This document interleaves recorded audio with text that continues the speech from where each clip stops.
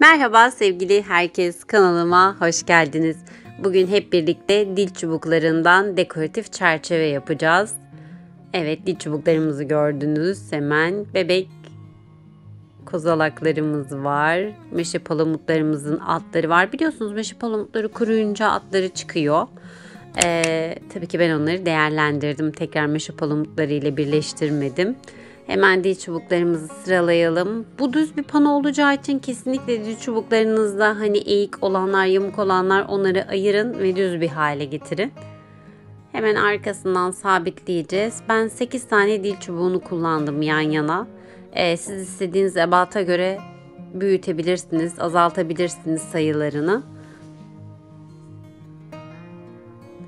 Hemen küçük ahşap çubuklarla birleştirdim. Bu küçük ahşap çubuklardan benim elimde olduğu için bunları kullanıyorum. Siz herhangi başka bir çubukla da sabitleyebilirsiniz. Dil çubuğunuz varsa onunla da sabitleyebilirsiniz.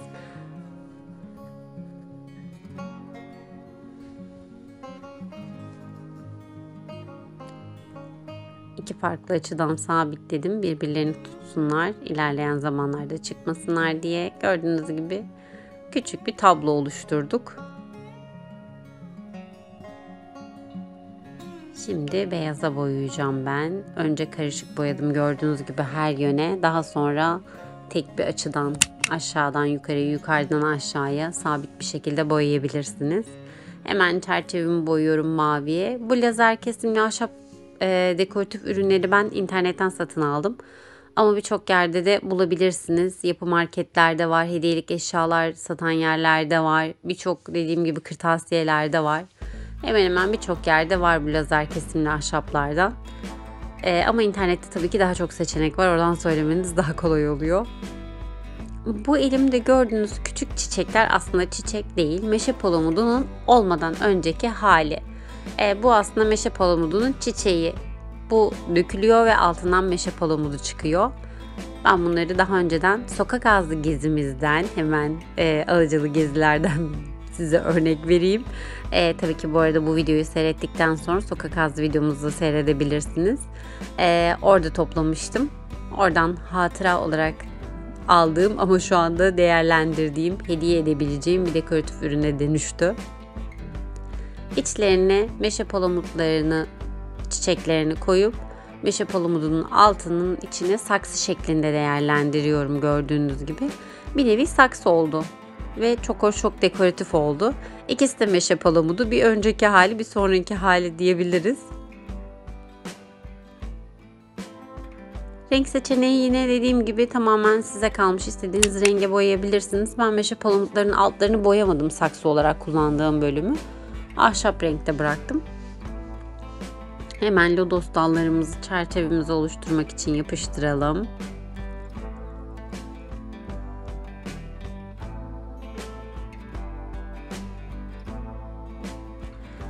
Bu arada bazen bana lodos dallarınızı nereden temin ediyorsunuz diye soruyorlar. Ben kendim gittiğim yerlerden topluyorum ama en çok orman ve denizin birleştiği yerlerde oluyor. Sadece denizin olduğu yerde olmuyor açıkçası. O yüzden siz de deniz kenarlarına gittiğiniz zaman muhakkak deniz kenarlarına bakabilirsiniz. Bu arada gördüğünüz gibi ben biraz eskitme efekti vermek için hafif o beyazı boyadığım yerleri zımparaladım. Çok hafif. Ama yine de çok güzel bir görüntü oldu. Tamamen zımparalamak istemedim. Çünkü zımparanın da siyah bir boyası çıkıyor. Hafif böyle eskitme görünüm vermesi için ufak tefek rötuşlar yapabilirsiniz. Hemen çerçevemizi yapıştırıyoruz. Bu arada lodos dallarını yapıştırmadan önce muhakkak çerçevenizin yerini belirleyin. Çünkü lodos dallarını yapıştırdıktan sonra alttan ve üstten mesafesi değişebiliyor. Önce yerinizi ayarlayın, daha sonra yapıştırma işlemlerini yapın. Bunu her zaman söylüyorum. Ne kadar güzel ve minik saksılar oldu.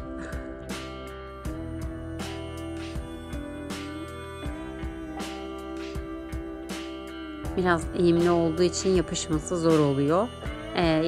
Silikonu sürdükten sonra biraz tutmanızda fayda var. Hem kayma olmaması için hem de güzel yapışması ve deforme olmaması için çok önemli.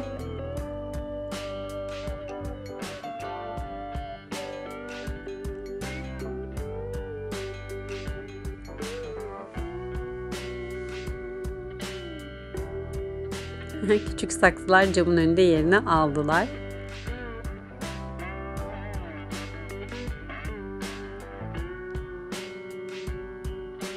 Yapay yosunlarımız var. Bunları ben yine dediğim gibi kendim Sülüklü Göl'e gittiğimiz zaman toplamıştım. Ama siz çiçekçilerden satın alabilirsiniz. Bu hobi malzemeleri satan yerlerden alabilirsiniz. Birçok yerde de satılıyor bu yapay yosunlardan.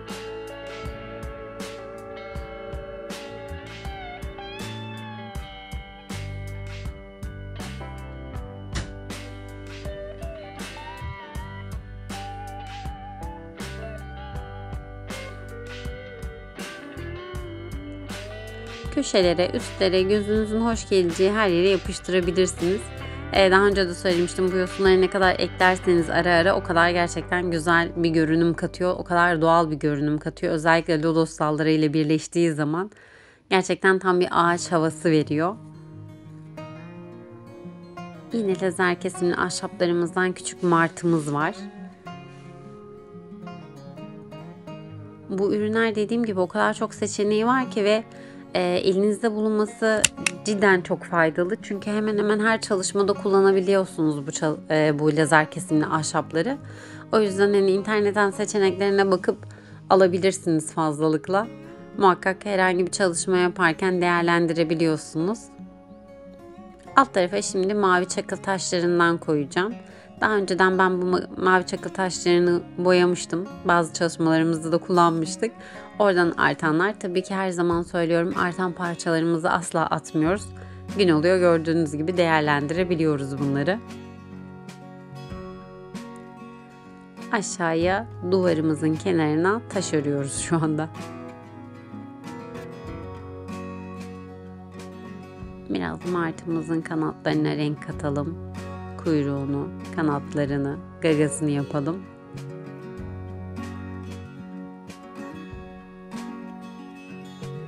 Ben size göstermek için biraz daha yukarıdan yapıyorum. Eğer siz elinizde çalışamıyorsanız masa üzerinde de çalışabilirsiniz.